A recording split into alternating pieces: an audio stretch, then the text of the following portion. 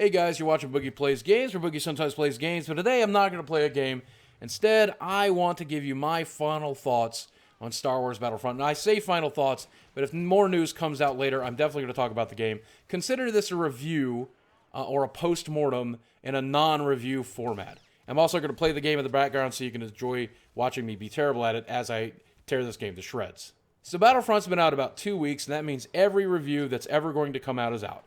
It's got a score of 71 on the PlayStation 4, 72 on PC, and 75 on Xbox One, which puts it in lukewarm category. The reception for this game was kind of, it's all right. I want to talk about why that is, I want to talk about what they could have done different, and I want to talk about what they could do to fix it right now. So first, let's talk about what they got right, because believe it or not, they got quite a bit right.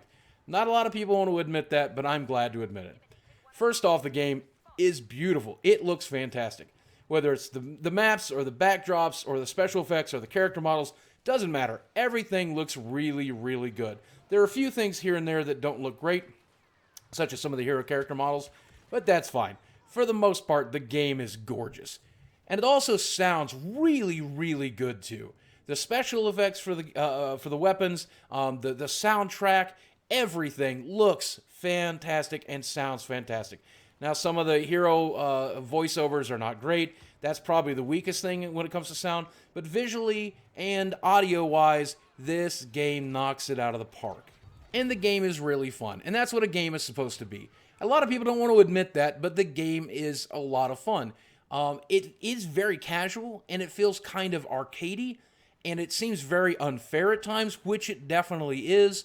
But death isn't a big deal. There's no real issues. You don't even really have to worry that much about kill-death ratio. You get in there, you pew, pew, pew, and it's a lot of fun. And I have to say that as a casual player myself, I cannot bring myself to uninstall it from the hard drive because I pop on and play a couple of matches every few days. Even though there are other games I'm supposed to be playing for YouTube or Twitch, I will pop in and play a match or two. Where the game goes wrong is that gameplay, number one, and its business model as well. And marketing plays a small role too, but I want to talk about each of those first. First, gameplay-wise, the biggest failing is that it does not appeal to the hardcore gamer demographic.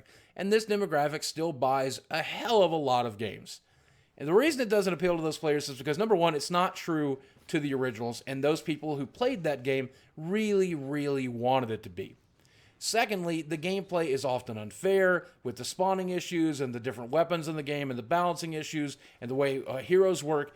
That turns off those types of players as well. Single player mode missing is also something that can affect your hardcore demographic, though it also affects the casual players just as much because they definitely enjoy a single player aspect of their game, and having a story mode, a campaign mode, or something like that is something that would appeal to both hardcore and casual-minded players. And while casual players may be turned off by the lack of single player, a lot of casual players are turned off by two very important aspects I think every gaming company, especially EA, needs to consider. The first is price tag. A lot of casual players do not want to spend a lot of money to play a game. $60 is about their limit. That's why we seem to refuse to budge from that $60 value, right? When they see or hear about a $50 DLC, they're going to be turned off. And not only that, but when they hear that secondhand from their favorite YouTubers, from their favorite Twitch streamers, or even from their friends at work, that can be something that makes them want to wait to purchase the game later in its life cycle when they get it on a budget. Not only do those types of business practices turn off your casual players, but they turn off your paragons of gaming as well. They turn off your Total Biscuits and your Angry Joes and your Nerd Cubes and your Francises. And these people actually work against your game and work against your company because they want to warn people about those unfair practices. And hey, they actually make a little money in the process of doing it, so it's a win-win for that type of person. And of course, that has a huge second-hand effect to casual players, hardcore players as well, but especially casual players, because if they perceive the game as poor, then it makes them reserve judgment, afraid to invest the $60 plus another $50, and they simply shy away from the game, again, waiting to pick it up later in its life cycle when it's on a budget. Now, for all intents and purposes, Battlefront is a success. EA shipped 1.5 million units in the first week, or maybe first 2 weeks. I'm unsure right now. But I do know they sold 1.5 million units. And as they said on the Battlefield blog, this is the fastest selling Star Wars game in history, while also being the largest digital downloaded game EA has ever had through, I guess, Origin and through the consoles and everywhere else. And that's 2 milestones that EA is going to be very proud of, as they should be. But one has to wonder, why only 1.5 million copies? Wouldn't it be so much better to sell a hell of a lot more? And there was a way that EA could have done that here, while also restoring some faith to their company, and I want to talk about that for just 1 second. On December 8th, the Battle of Jakku comes out for free for everybody who owns the game. And it offers a new mode and 2 new maps, and that's great. And that's free DLC for anybody who owns the game. It kind of sucks that Season Pass holders get a week early before everyone else, and that's super frustrating, but otherwise, it's nice to see them giving away free DLC, which is a step in the right direction. But let's take it a step further. Let's imagine, if you will, a world in which EA made the decision to break even on this game.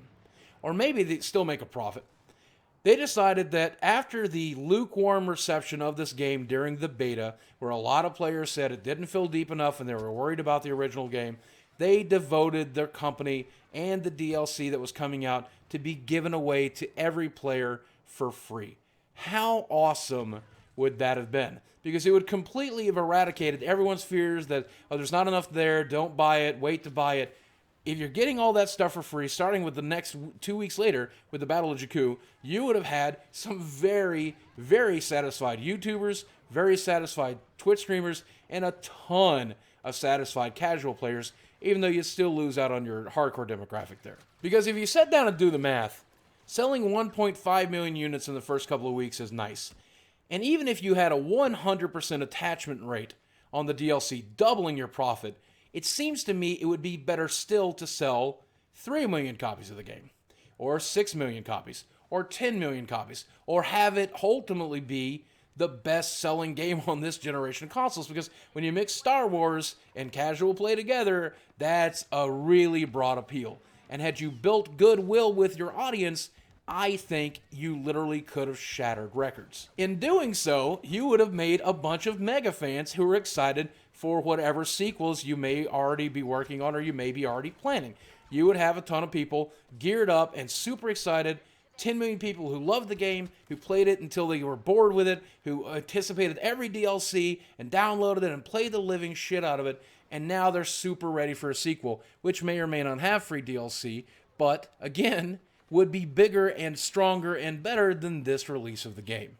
At the end of the day, this game will do what EA wanted it to do, which is return a fair amount of money on the license that they purchased, and it's going to help them establish the franchise, and a lot of people in the casual sector are going to like it.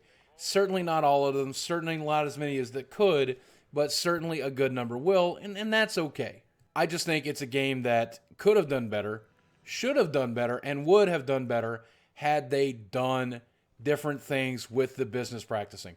I'm glad that they didn't put microtransactions in it. I think that's fantastic.